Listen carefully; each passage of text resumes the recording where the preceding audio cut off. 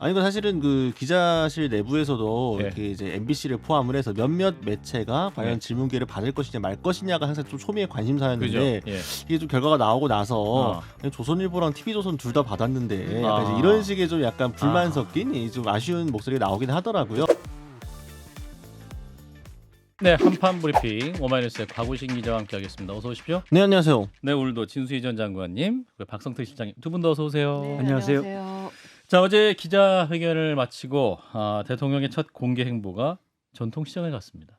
직장인도 만났더군요. 네, 그렇습니다. 윤 대통령이 오늘 독립문 영천시장을 방문해서 이 장바구니 물가 상황을 점검했습니다. 서민들이 체감할 수 있도록 이 모든 수단을 강구해 장바구니 물가를 잡는 데 정부의 역량을 총동원하겠다라고 했는데요. 예. 이 윤 대통령이 이제 총선 이후 처음으로 민생 현장을 방문한 거였고요. 이제 특히 전통시장에 국한해 보면 지난 3월 13일 경남 사천에 있는 이 수산시장 방문 이후 58일 만입니다. 윤 대통령은 이번에 채소, 과일 이런 것들을 판매하는 점포를 찾아서 시장 상인들과 소통하고 뭐 가격 동향도 점검했다. 특히나 이제 장을 보러 나온 시민들과도 대화를 하며 생활 물가에 관한 의견을 들었다라고 하는데요. 예. 아무래도 이제 뭐 대파 한단 이런 이슈를 생각해서 잡은 일정으로 보이고요. 예. 그 직후 이제 오후에는 청계천을 방문해 또 산책을 나온 직장인들과 격의 없이 소통했다라고 나왔습니다. 예. 일반 직장인들과 만나서 외식 물가에 대한 의견을 듣고 역시 물가 안정을 약속했다고 합니다. 예. 그리고 오늘 대통령이 대통령실 기자실도 깜짝 방문을 했는데 그 자리에서도 MBC 기자가 질문 기회 받지 못했다. 아, 이렇게 말하자 동아일보도 못 받았다고 항의 받았다 뭐 이렇게 얘기했는데 추가로 뭐 들으신 말씀 있으십니까? 아니 그 사실은 그 기자실 내부에서도 예. 이렇게 이제 MBC를 포함을 해서 몇몇 매체가 과연 예. 질문 기회를 받을 것이냐 말 것이냐가 항상 좀 초미의 그죠? 관심사였는데 예. 이게 좀 결과가 나오고 나서 어. 조선일보랑 TV조선 둘 다 받았는데 약간 이제 아. 이런 식의 좀 약간 불만 아. 섞인 좀 아쉬운 목소리가 나오긴 하더라고요. 동아일보는 채널 A도 못 받았는데 중앙일보는 JTBC도 못 받았는데 뭐 이런 식의 항의가 있을 수도 있겠네요. 네, 그렇기 때문에 뭐 대변인이 아무래도 고르다 보니까 평소에 뭔가 대변인과의 관계나 이 안면 이 인식 아하. 이 미리 되어 있는 그런 거 위주로 된 거 아니냐라는 일부 불만이 있습니다만 예. 또 어쨌든 뭐 지역 모지도 어쨌든 들어갔고 인터넷 지도 들어갔고 음. 대체로 그래도 이 정도면은 나름 최선을 다한 거 아니냐 뭐 이런 평가도 있고 엇갈리고 있습니다. 예, 서너 달에 한 번 정도는 또 기자회견 하겠다. 대통령의 답변도 있었기 때문에 예. 참고로 CBS 기자도 질문 기회를 갖지 못했으면 안 맞아요. 되겠습니다. 저 유심히 봤습니다. 욕심이 많았어요. 역시 우리 가족이에요. 자, 오늘 또 시민사회 수석의 전광삼 전 시민소통비서관 임명이 됐군요. 네, 시민사회 수석실은 이 황상무 전 수석이 사실은 이제 언론인 회칼 테러 발언을 한 뒤에 이제 물의를 빚고 수석실 자체를 폐지하는 거 아니냐 이런 얘기도 있었는데요. 예. 하지만 결과적으로 남게 되었습니다. 후임으로 임명된 이 전 수석 서울신문 기자 출신이고요. 대통령실 춘추광장 그리고 이 방송통신심의위원회 상임위원을 역임했습니다. 예. 윤석열 정부 이제 대통령실에서 시민소통비서관을 지낸 뒤에 총선 출마를 위해 퇴임했다가 다시 복귀를 하는 모양새인데요. 정진석 비서실장 언론인으로서 축적해온 사회 각 분야에 대한 풍부한 경험과 네트워크를 바탕으로 정무 감각과 소통 능력을 인정받아왔다 이제 이렇게 평가를 했고요. 예. 또 두 번의 대통령실 비서관 경험을 토대로 시민사회의 다양한 목소리가 국정 운영에 반영될 수 있도록 현장 의견 경청하고 조율하는데 적임자다 이렇게 소개했습니다. 예, 저 어제 기자회견 바로 다음 날 또 행보가 주목됐는데 전통시장에 갔습니다. 자, 진 장관님 어떻게 보셨습니까? 뭐 그 키워드가 지금 소통이니까 소통을 강화하는 예. 그 행보를 당분간은 좀 그 대통령 일정 중에 예. 많이 잡지 않을까 뭐 싶은데요. 그래서 시장을 가신 것 같은데 저도 이제 일주일마다 마트를 가니까 최근에 느끼는 게 예. 과일이 비싸. 수입 과일이 굉장히 많이 들어와 있더라고요. 아, 그래요. 그러니까 수입 과일은 아마 관세 같은 거를 이제 음. 아무래도 낮췄을 테니까 음. 꽤 싸더라고요. 음. 그리고 자꾸 대파 가격을 보게 돼요? 보게 돼요. 보게 되는데 들쭉날쭉하는데 2주 예. 전에는 막 진짜 900 얼마까지도 내려와 있는데 이제 그때 다르니까요. 그거는. 예. 아무튼 정부에서 굉장히 신경을 많이 쓰고 있다는 거는 음. 이제 느끼겠더라고요. 네. 예, 계속 좀 그렇군요. 그렇게 해주시면 좋겠습니다. 예, 댓글로 진짜 요즘 바나나 싸게 팝니다라고 댓글 주셨는데. 자, 박 실장님은 저도 이제 대통령이 그런 태도 변화를 보이는 건 상당히 긍정적이라고 봅니다. 예. 다만 제한적인 태도 변화라는 느낌이 들어요. 제한적이다. 예, 그러니까 저는 이제 변곡점이 된 게 지난번 국무회의 모두 발언 때 음. 맨 마지막에 그렇게 얘기하는 부분이 있거든요.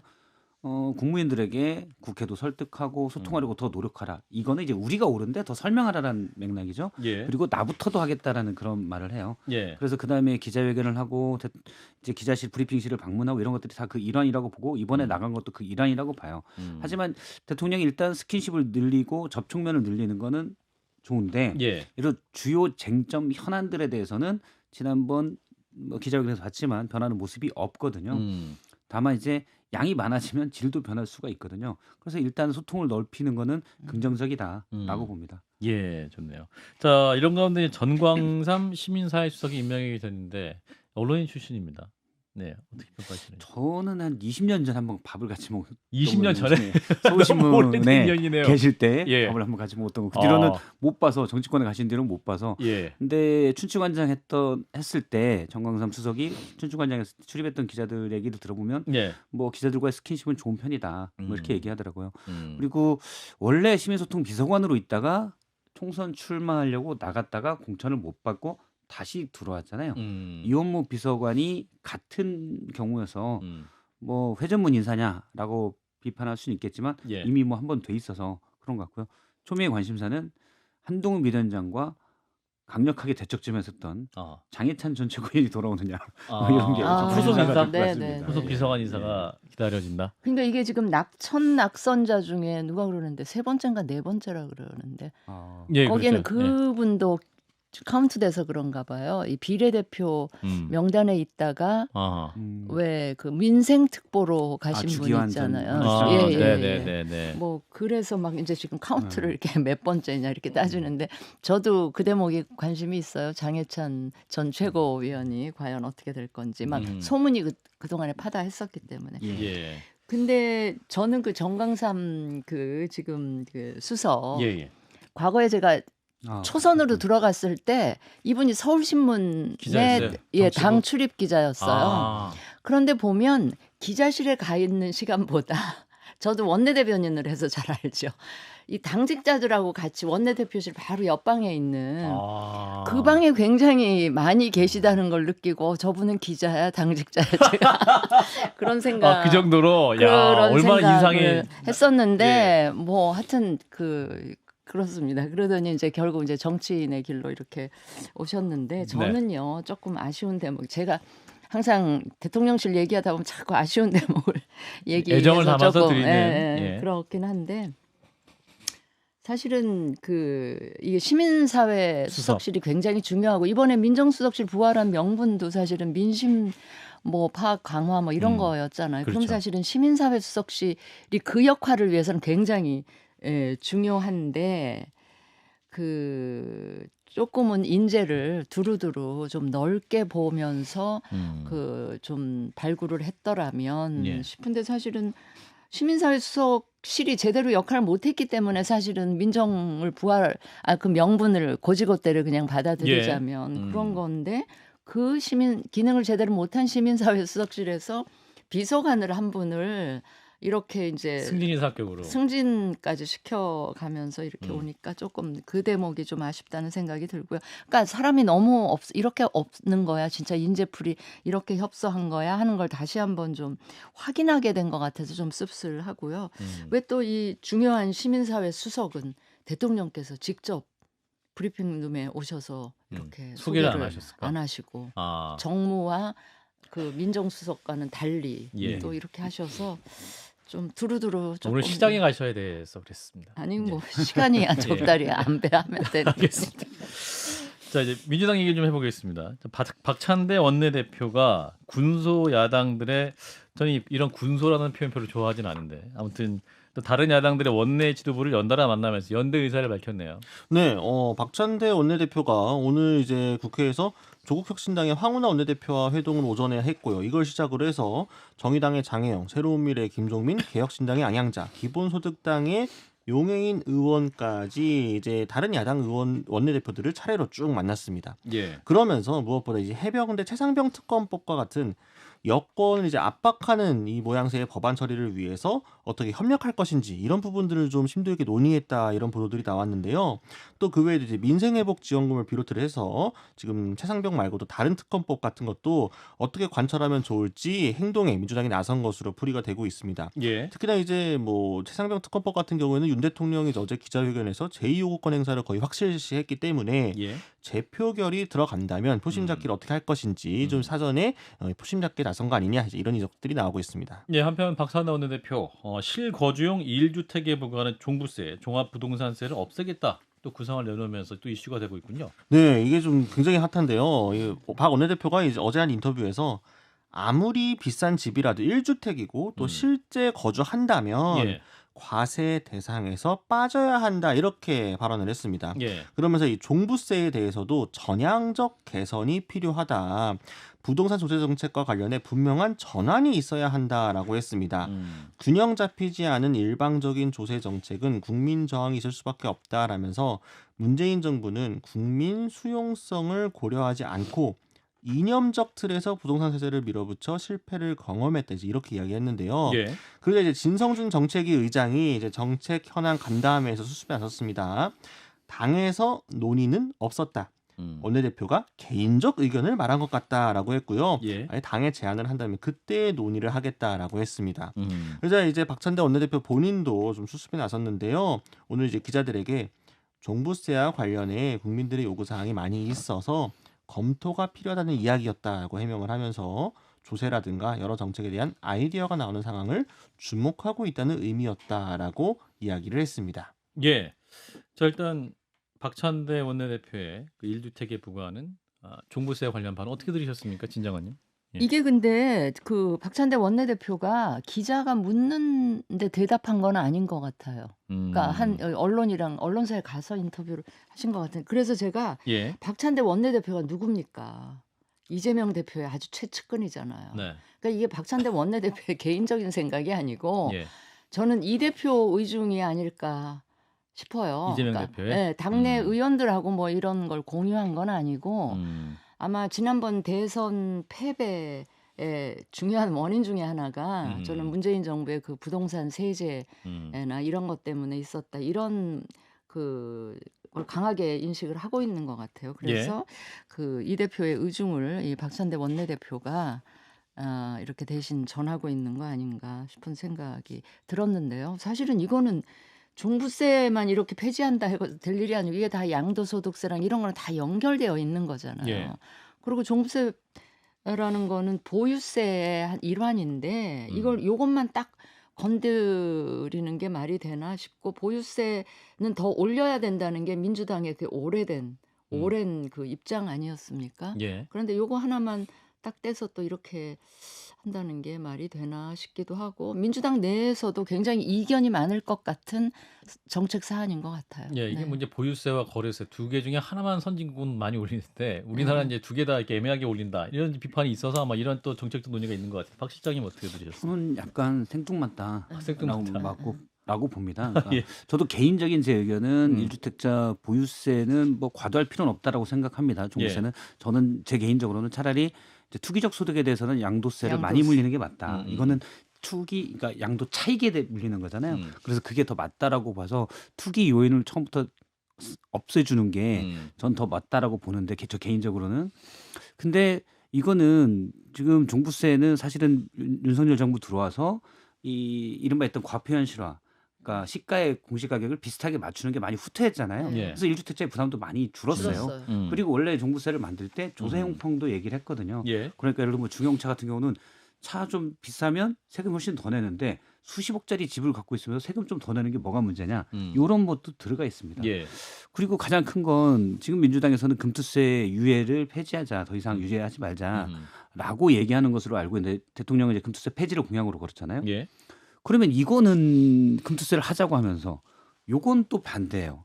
하나의 철학에서 일관된 이게 나온 것 같지는 않아요. 아하. 똑같이 이것도 부자감세인데 오히려 뭐 효과는 훨씬 적은 그리고 정책적으로는 훨씬 더 위험한 왜냐하면 똘똘한 한 채로 몰릴 가능성이 아주 크거든요.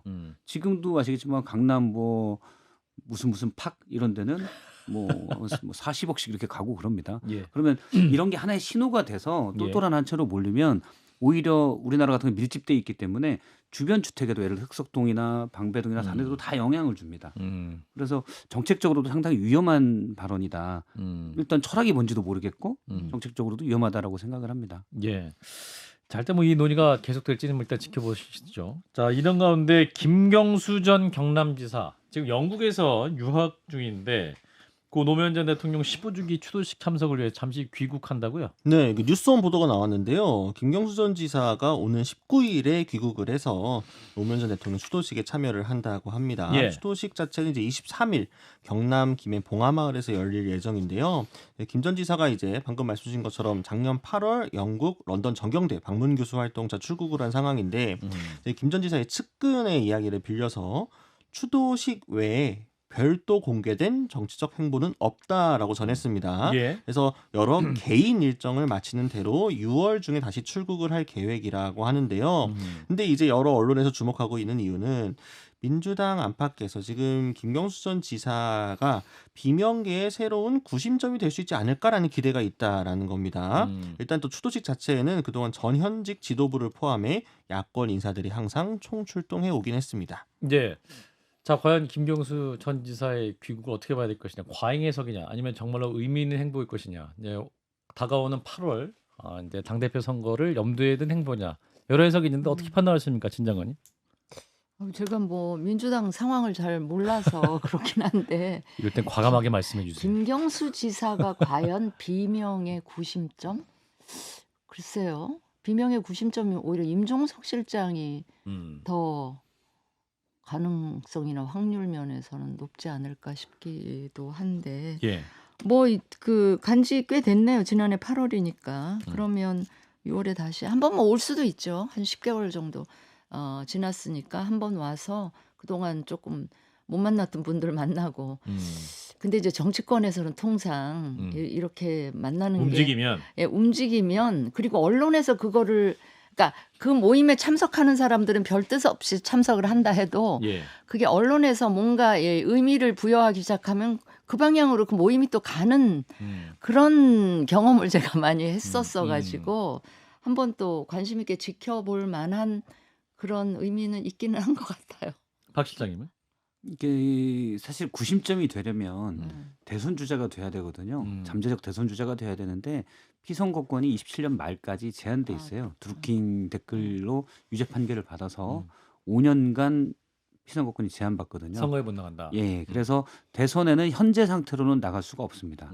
구심점이 되긴 쉽지 않을 거고 예. 그냥 외로운 사람들이 가서 얘기하고 대체 왜 이럴까 뭐 이런 거 할 수 있을 것 같아요. 나라 걱정. 예, 나라 걱정하고 그렇죠. 나라 걱정하고 그런 걸 할 수 있을 것 같고 다만 여권의 주류 얘기는 아닌데 제가 일부 얘기를 들어보면 그런 것도 있습니다. 그런 거라면? 약간 음모론적인 예, 뭐 음모론적인 아니야. 거예요. 이거 주류가 아닙니다. 네네. 그리고 이건 여권 관계자가 한 얘기긴 한데 예. 그 양반 생각일 수도 있어요. 예. 근데 그래서 이재명 대표를 견제하기 위해서 김경수 지사를 복권해 버린다. 그런 것들도 오히려 대통령이나 여당에서 대통령이 사실 복권시키면 되거든요. 사면을 해준다. 복권이면 피선거권이 복권돼서 대선에 출마할 수가 있거든요. 그래서 그런 것도 고려해 볼 수 있지 않느냐라는 거를 여당의 주류가 아니고요. 제가 아는 한 사람이 뭐 얘기를 하더라고요. 그래서 한 C급 상상에 관계자, C급 관계자, 비플 정도 플러스. 하죠. 근데 이제 주류는 아닙니다. 주류는 알겠습니다. 아니고. 근데 다양한 시나리오에서 그 해볼 수 얘기를 있는 거죠. 하시면 제가 자꾸 요즘 무슨 일만 생기면 며칠 전에 있었던 비선 내서 했었던 얘기들이 자꾸 기억이 되는데 여기 비선은 아닌 것 같고, 그러니까 뭐 아니 비선에서 네. 이재명 그러니까 대표의 대선- 향후 가도에 네. 걸림돌이 될 만한 뭐 어쩌고 그런 얘기 있었잖아요. 예. 그 생각이 자꾸 나서. 예, 자, 두 분 말씀을 들은 곽우신 기자 굉장히 웃고 계시는데 어떻게 들으셨어요? 자, 김경수 전 지사 행보. 그러니까 사실은 김경수 전 지사의 이 피선거권을 복권시켜가지고 조금 더 이제 민주당의 분열을 유도하려는 여권의 계획이 시나리오라는 이야기가 예. 처음 나온 얘기는 아니고 사실 네. 이전부터 해서 잠재적으로 항상 아하. 그런 시나리오도 가능하지 않을까라는 구상은 있어 왔었거든요. 예. 근데 이제 그래서 가시화되기 될 만한 어떤 이 조건들이 없었는데 막상 이제 실제 그 당사자가 온다고 하니까 네. 이게 다시 수면 위로 올라오는 것 같은데요. 그러니까 아직까지는 이제 여권 일부 관계자들 아이디어 차원이지만 아이디어, 실제로 뭐 그거를 쓰기까지 아직 뭐가 여태이 많으니까 다만 그건 있습니다. 김경수 전 지사를 향해서 친문 진영에서는 애틋한 마음을 가지고 있는 건 분명히 있거든요. 약간 아 우리 김경수 아유 감옥도 고생했다. 갔다 오고 뭐 고생 약간 이런 정서가 좀 있다 보니까 아. 특히나 이제 요새는 친문이 아무래도 좀 비명 쪽으로 몰리면서 주류가 교체됐잖아요. 당연히 주류가 그렇죠, 그렇죠. 그런 또 어떤 이 비주류로서의 서름도 있고 하다 보니까 예. 분명 김경수 전 지사가 어떤 상징성을 가지고 정치적 자산이 있는 건 분명하다. 다만 이거를 본인이 적극적으로 활용할 의지가 있는지 그리고 주변 아하. 조건들이 갖춰져가지고 정말 불이 붙을지는 음. 조금 몇 단계가 있긴 하다. 음. 그래서 사실은 이번 자리가 그 시발점이 될 수도 있겠죠. 네. 그래서 기자들이 다 재밌게 지켜보고 있습니다. 정치는 생물이니까요. 그럼. 예, 박 사실- 실장님. 상상력의 한계에서 그냥 얘기를 드리는 거예요. 예. 이 여권에서는 이런 얘기도 나오고 있다. 그런 얘기에서 얘기를 드리는 거고 일각에서는 이런 얘기도 심지어 나옵니다. 그러니까 현재로서는 야권 대선 주자가 이재명 대표가 될 가능성이 높다라고 볼 수 있잖아요. 많은 예. 분들이 이렇게 생각을 하잖아요. 음. 그런데 이재명 대표를 극구 반대하는 여권 일부에서는 예를 들어서 뭐 조국 전 장관이 빨리 대법원 확정 판결을 받고 대통령이 사면해버리면 된다. 그러면 피선거권을 맞아요. 가질 수 있지 않느냐. 조국 아. 대표도 비슷한 처지구나. 네, 네. 그런 얘기도 제가 지금 말씀드린 건 뭐 여권의 주류의 움직임이 아니라 그냥 한 관계자의 상상력의 상상이다? 한계 속에서 예, 그런 걸 깰 필요가 있습니다. 가능성이 있는 얘기니까요. 아, 가능성은 예. 늘 조금이라도 그런 움직임도 있다. 그런 얘기도 있다 정도가 네. 될 것 같습니다. 알겠습니다. 자, 하나 더 듣고 마무리하겠습니다. 자, 조국 대표 독도를 방문한다라는 뉴스가 있는데 언제 갑니까? 5월 13일에 간다고 합니다. 예. 그러면서 이 조국 혁신당의 공지를 보면요. 음. 독도는 우리 땅으로 시작을 합니다. 윤석열 정권의 대일 굴욕 외교로 심판하겠다라는 목적인데요. 예. 이게 이제 구글 출신 이혜민 조국 혁신당 비례대표 당선인도 일본에서 성장한 나라 기업이 일본에 넘어가게 생겼다. 그러니까 지금 네이버 이 야후 라인 이야기를 라인 하고 얘기. 있습니다. 예. 윤석열 대통령이 도대체 어느 나라 대통령이냐라고 지금 이 지적을 하고 있는데요. 예. 이 라인 사태 항의 차원도 좀 섞여 있는 거 아니야? 이런 해석도 지금 나오고 있는 상황이고요. 예. 또 조국 대표가 이전부터 신당 창당 때부터 우리 땅을 밟겠다, 독도를 좀 강조해 온 것도 있고 지금 당 상징색의 또 세 가지 색 중에 하나 또 이제 독도의 의미가 있기 때문에 예. 좀 이런저런 것들이 겹쳐가지고 이번 방문을 계획한 걸로 보입니다. 그 라인 사태만뿐만 아니라 일단 뭐 독도 방문 계획이 있었는데 간다라는 차원. 자, 진 장관님은 어떻게 보셨어요? 독도 방문. 아니 조국 대표의 최근 행보, 그러니까 총선 직전과 그 직후 지금까지 행보는 철저하게 윤석열 대통령한테 맞춰져 있는 것 같아요. 뭐 예. 그런 연장선상에서 지금 그 계속 한일 관계 개선, 미래적 그 한일 관계 뭐 이렇게 했던 윤석열 대통령을 의식한 그런 행보로 보고요. 예. 거기다가 이제 최근에 라인 사태가 터졌기 때문에 더더욱 뭐 이런 의미를 갖고 있는 게 아닌가 싶습니다. 예. 근데 일본에서 조국 대표의 독도 방문에 대해서 어떤 정도로 받아들일지는 뭐 그게 이제 이재명 대표가 간다 이러면 또 몰라도 조국 대표이기 때문에 그렇게 그 예민하게 반응하지는 않지 않을까 뭐 그런 생각도 드는데. 그러니까 선명성만 가지고 오래 가기는 쉽지 않거든요. 물론 검찰 독재 청산이라고 얘기하고 관련 입법도 준비하고 있습니다. 22대 국회에서 기소청을 설립한다든지 얼마 전에 토론회도 했어요. 민주당과 같이 예. 토론회도 했는데 그런 것만 가지고 예를 들어서 조국 대표가 물론 우리는 망치선이다, 선발대다라는 쇠빙선. 예, 쇠빙선이다라고 얘기를 하고 있지만 대선 주자라면은 그 정도 이슈만 가지고 될까? 왜냐하면 대선까지는 뭐 현재로서는 길게 남았기 때문에 예.